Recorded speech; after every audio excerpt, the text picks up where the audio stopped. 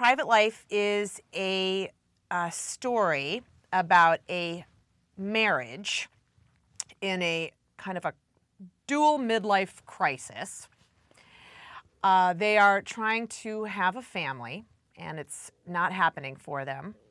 They're trying to make a baby by any means necessary, and one of those options is in the form of their stepniece, Sadie. Yeah.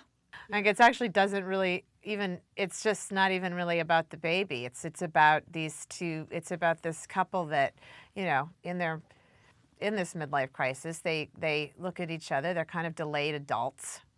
You know, they kind of are still in the same place they were in their 20s, and their dreams, the dreams they had in their 20s, like, didn't really come to fruition.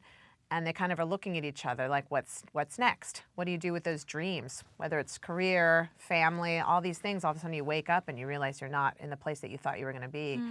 So it's like, what's next?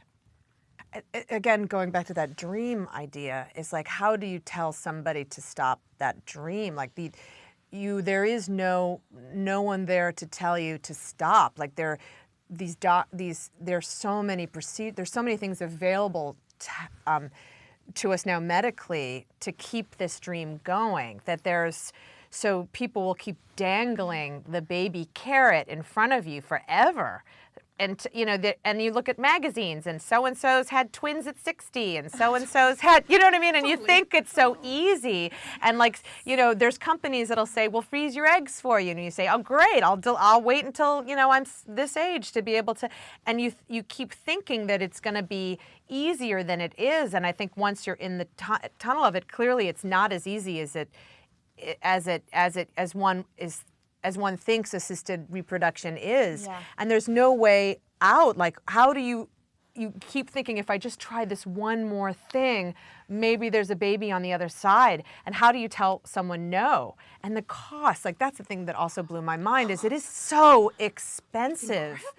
Even just the freezing your eggs, I mean, that's something, fertility gets further and further away from me the more I dig into this career.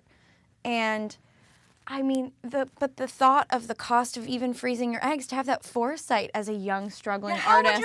You can't balance a checkbook. They were like, in this time of, like, such crazy toxic masculinity, it feels so good to watch a movie that doesn't have that has, like, a gentle masculinity. Yes. That there is something really refreshing about it. So hard to listen. The whole time. And be supportive.